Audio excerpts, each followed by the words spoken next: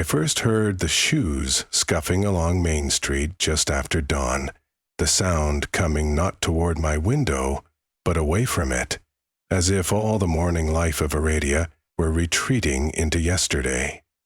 When I opened the shutters, I saw the funeral procession. 30 or so townspeople stepping in solemn unison, backward. Their black coats, veils, and armbands trailed before them like reluctant banners, and each walker, head facing the church steeple, heels aimed at the cemetery gate, mimicked an unwound film reel. In the center of the line, a coffin floated on 6 gloved hands, carried backward as naturally as a river reversing its flow. At first, I thought it was some grim rehearsal. Then, I noticed the man in the casket, Matthias Lane, the stonemason's son, dead 3 days after the quarry collapse. His cheeks had been rouged, but they were far less gray than I remembered from the viewing. The broken collarbone sitting north of his bow tie looked puzzlingly realigned. I ran downstairs. My Aunt Leora was at the stove, stirring eggs that smelled slightly burned, though she scarcely seemed to notice. She, too, walked a small step backward, bumping into the table, then twisting around as if the collision had surprised her a second time. "Auntie, why are they marching like that?" I asked. She blinked at me, slow and bewildered, and it occurred to me that she had been making breakfast when I'd gone to bed hours earlier. The time on the wall clock read 5:55, the same minute that had stared at me from my pillow all night. The procession's strange rite had already nudged minutes into confusion. "Stay inside, Mara," she finally murmured, voice quivering. "The trade isn't done yet." Trade, a word we used in Aradia, only behind closed doors, in hushed legends about arcane bargains that the town's founders, borderlanders fleeing famine, had struck with time itself. I had always dismissed those tales as barroom embroidery, but as the coffin passed, the flowers tucked around Matthias's head perked up one petal at a time, going from wilted white to spring pink, as though each backward step pumped a day of life into them. The air smelled of new blossoms in midwinter. The church bell tolled. Instead of ringing outward, it sucked its own reverberation back into the tower, swallowing sound. Dogs trotted tail. Neff. A horse, tethered to the water trough, backed away with careful hooves, undrinking, leaving a rim of ice to reseal over the surface. I tossed on my coat and followed, though Leora's voice trailed after me, a warning shrinking into infancy. "Tell life for many moments," she had said once, describing the old stories. "You knit the future to patch the past, but someone's hours unravel." I hurried along the alley, parallel to Main, where clusters of neighbors whispered at doorframes as the procession approached. Some watched with awe, some with stricken eyes, calculating what minutes, months, or memories might slip from their own pockets before this resurrection finished. Phillips paused, and a furry fish outside the apothecary. Miss Holder's spectacles fogged, defying direction. Vapor retreated from the glass back into her nose. She shot me a frantic glance.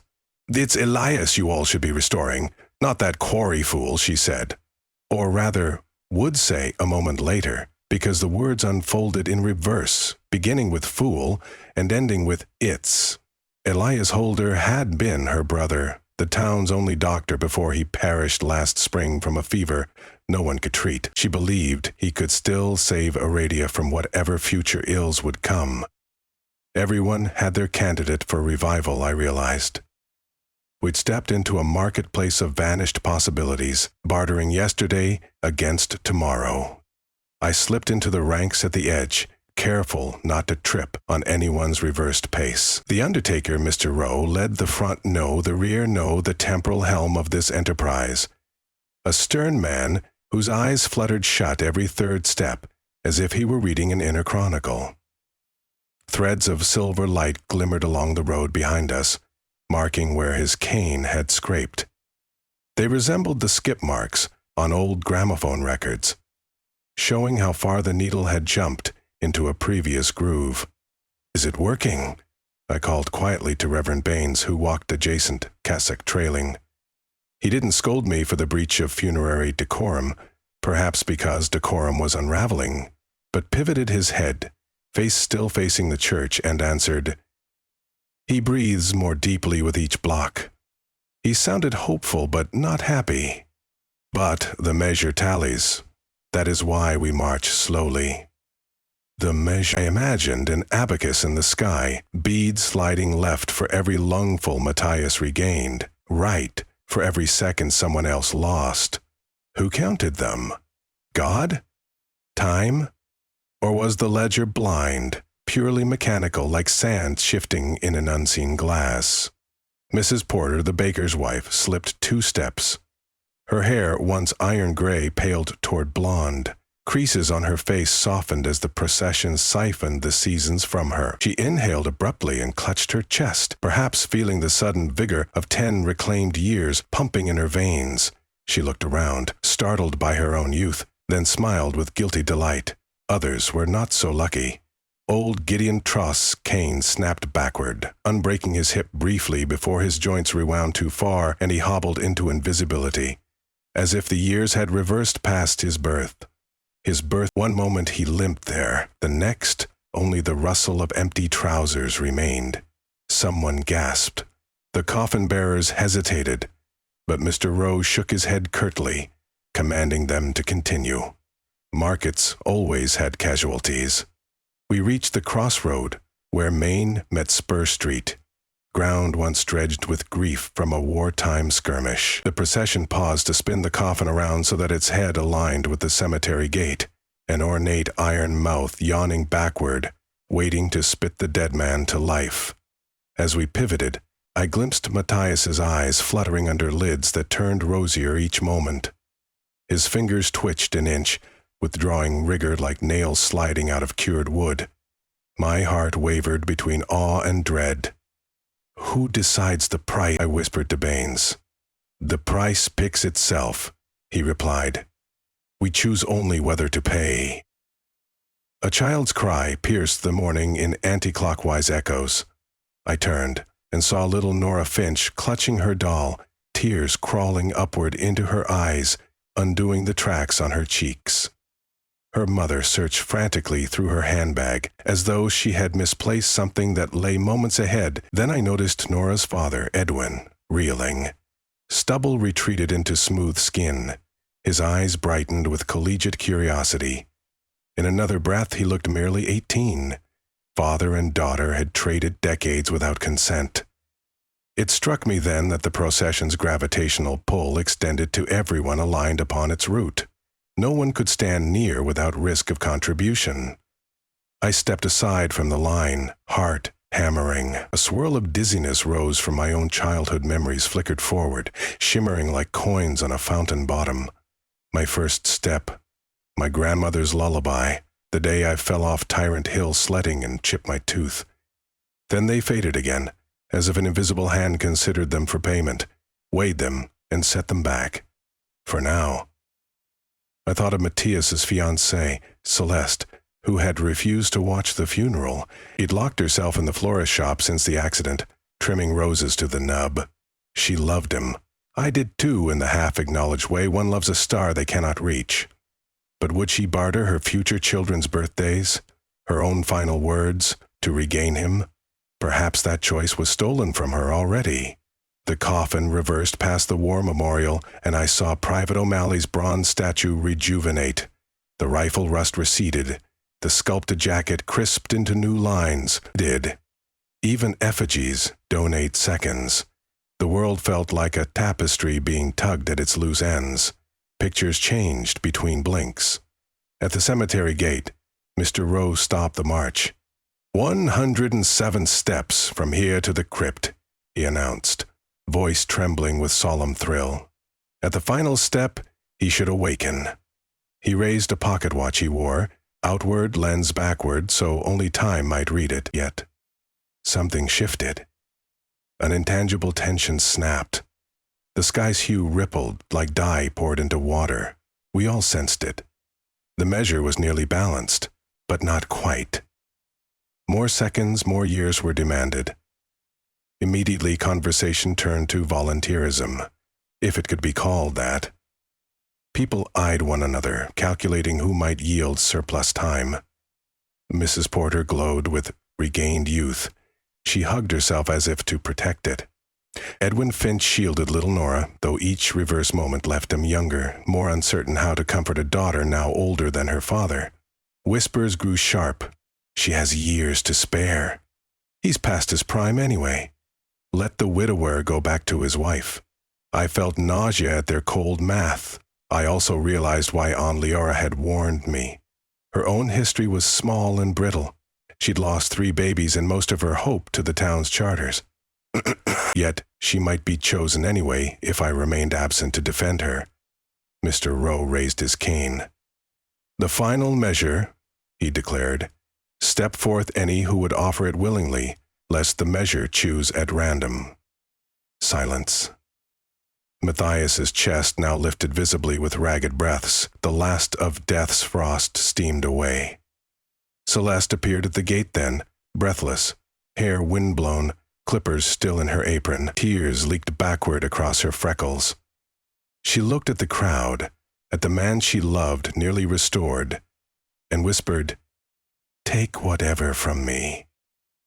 Her voice sounded like petals falling upward. But the measure wanted variety. A swirl of silver light coiled around an unexpected figure. Deputy Mayor Holcomb, a stout man with a gold watch chain and a ledger of small-town sins. He spluttered, tugging at the light as though it were fishline hooking his navel. "I don't agree," he cried. "Agreement is moot," Reverend Baines said grimly. "You benefited too long. Interest matures." Holcomb staggered, hair darkened, stomach shrank, shoulders straightened. He was unaged, then boyish, then smaller still. The crowd parted as clothes collapsed around a child, then an infant, then nothing but a whisper of cradle song half remembered by no one. The empty suit toppled, gold watch clinking on the ground before blinking out like a snuffed star. The measure had consumed him whole. He had paid the bill no ledger could hide. A chill wind swept through. In its wake, Matthias jerked upright in the coffin, sucking air like a newborn testing lungs. Gasps erupted from those gathered. Relief, awe, horror. His eyes flared bright hazel. He stared at the world as if the last thing he recalled was falling rock and splintering dark. Celeste sobbed, ran forward, but Reverend Baines held out an arm. "We must complete the reversal carefully." He must step over the threshold backward, or the exchange unravels and doubles. Mr. Rowe instructed Matthias, who seemed dazed but compliant, to stand. The coffin was tilted, and he rose backward onto the grass, supported under his arms. Each inch dew rolled upward into leaves. Bird song rewound. The sun bobbed a finger-breadth downward. Then, at the crypt steps, he turned and faced forward. Time stilled. A hush settled so thick my own heartbeat was a drum behind my ribs. Celeste rushed to him, their embrace unfurled like a flag of miracle. The crowd exhaled, weary but triumphant. But miracles, like deaths, weren't evenly distributed. I saw Mrs. Porter slump, youth draining again, lines knitting her skin faster than they had abandoned it. Nora Finch aged to meet her father's retreat. They now appeared siblings, equally bewildered. Old Gideon remained absent, erased from all recollection but mine. Already whispers questioned if any Gideon had lived here at all, and Deputy Holcomb was as gone as an untold story, leaving only an empty office and a sense of administrative malaise no one could place. While others wept or rejoiced, I stepped away to the edge of the gate, where a thread of silver light still glowed. I touched it. Images flashed. Holcomb pocketing bribes. Gideon's lonely evenings. Matthias's final laughter with friends. Celeste's nights, pressing her cheek to a cold gravestone, all woven into the ledger, time maintained. And somewhere among them my own portrait shimmered, yet unspent. Aunt Leora came hobbling through the crowd, gray hair swept by confusion. "Mara!" she called, clutching her shawl. Come home! I hugged her. She felt smaller, but no younger or older than when I'd left. Perhaps her sacrifice had slept under other names this time.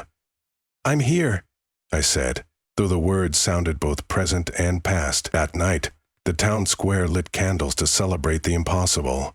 Matthias sat in a borrowed suit, greeting well-wishers. He smiled politely, but kept rubbing his hands, as if testing whether flesh could still vanish. Celeste never left his side. Her laughter seemed pitched just slightly behind the moment, like an echo struggling to keep up. Reverend Baines delivered a blessing. Time is a gift we may lend, but never own, he concluded. Cheers answered him, but the cheer felt fragile, sketched atop a deeper silence no one dared acknowledge. Aunt Leora and I lingered at the outskirts. She spoke without looking at me. Do you understand now why your parents left the procession 30 years ago? Why we forbade talk of the trade? I do, I whispered. Will you stay or go? I took a breath. I wanted to flee, to a city where clocks moved only forward, but I also feared leaving these people alone with their appetite for rewinding. Tonight they celebrated. Tomorrow someone would tally deficits. The vanished deputy mayor, the missing old man, the children raised or lowered into mismatching bodies. Someone had to remember the full cost. I'll stay, I answered. She nodded once, tears catching light. Days passed, the winds of reversals settled. Clocks resumed steady progress, yet echoes persisted. Main Street's pavers gleamed where we had marched, stones smoothed by the silver abrasion of reversed seconds. Holcomb's office stayed vacant, but budget papers he had once signed now bore other signatures, as if he'd never existed. Mrs. Porter's bakery reopened under her maiden name. She no longer recalled ever marrying. Gideon's former house sold itself, ownership deed blank of prior holders. And Matthias? He tried to return to chiseling monuments, but found his hands trembled near headstones. He took long walks, fascinated by small irreversibilities. A dog's paw print, a drop of spilled ink. Celeste watched him always, afraid he would disappear the moment her gaze slipped. Some nights they'd both visit the quarry at dusk, he to face the rubble that should have kept him, she to ensure it didn't try again. On one such evening I accompanied them. We stood on the ridge above the collapsed shaft. Matthias asked, "Why don't I remember the other side? Everyone wants to know." I don't even know if there was an other side. I considered before answering. Maybe memory doesn't pass the toll booth. Maybe it's part of the fee. He nodded. I feel lighter, but not free, like I've borrowed myself. Celeste shivered. I'd pay anything for you again, she said. I looked at her, not unkindly, but with caution. Be sure which currency is actually yours. She understood, though she didn't thank me for the warning. Winter thawed. Spring emerged weeks earlier than expected. Another side effect, perhaps. And with it came visitors. Scholars of folklore, physicians curious about Matthias' miracle. The mayor, now lacking a deputy, tried to keep them away, but Auradia couldn't hide the scent of impossible. Papers called it the town that reversed death. They did not report the missing names whose families forgot them, nor the subtle changes. A child who could no longer speak the day of her birthright language, a widow whose wedding ring refused to fit her rearranged finger bones. I documented everything. Pages filled with breadcrumbs of fading reality. I kept Gideon's empty cane, Holcomb's ghostly pocket watch. Sometimes it ticked backward, sometimes forward, never when I looked directly at it. I wrote testimonies from those who felt younger or older or displaced, and I searched the church archives discovering prior instances, 1872, 1914, 1955, each about a generation apart. Each wove revival and erasure. Patterns emerged like tide lines marking the shore of possibility. Yet something nagged. The ledger was rarely balanced on bravery alone. Why had Holcomb been seized when Celeste offered herself? I found in old minutes that town officials were custodians of communal debts. Deputies, mayors, by taking oath, They inscribed their time as collateral for civic miracles. The role existed precisely to ensure that bargains could be paid without paralyzing collective will.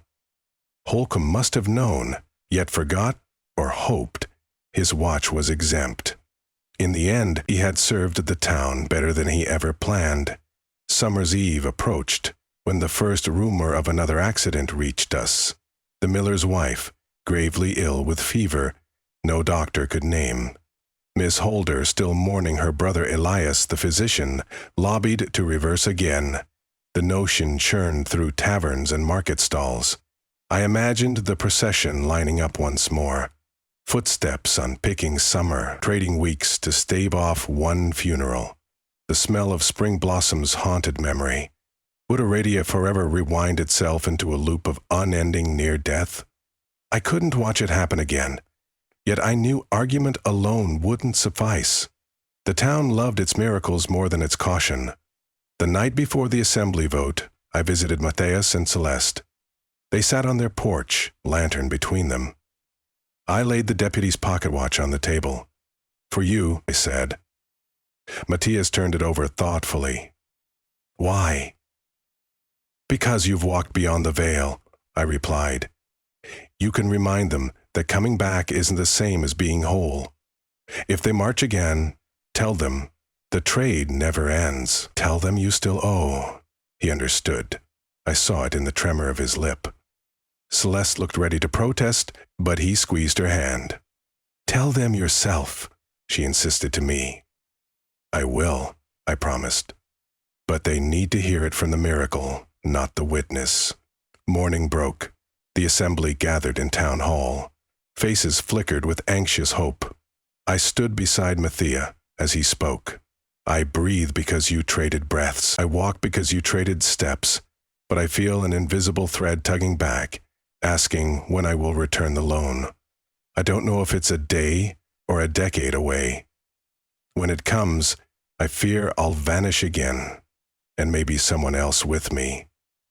Do not choose that for the miller's wife. Choose love that lets go." Silence followed. Some wept, some hardened. But when the vote was tallied, the motion to reverse again failed by 2. The town exhaled forward, not back. In time, fever claimed the miller's wife. Her funeral proceeded the normal way. Footsteps aligned with gravity and grief. People still laid flowers, still prayed for impossible mercy, but they marched forward, accepting the one direction we were meant to face. Afterward, Aunt Leora asked if I was ready to leave for the city. "Your record is written," she said. "Your debt is clear." I looked at the road leading out of Aradia, paved with ordinary dust. "Not yet," I answered. "Someone must stay to keep the archive, to remind them every generation." She smiled sadly. "That someone will always be needed." The sun slipped west, painting the church steeple gold. Only once, only in that moment. I breathed, counting each second, letting them pass, unbartered into the open horizon, certain of nothing except the promise that they would never return, and that sometimes the truest mercy is to let the dead rest, and the living live only once.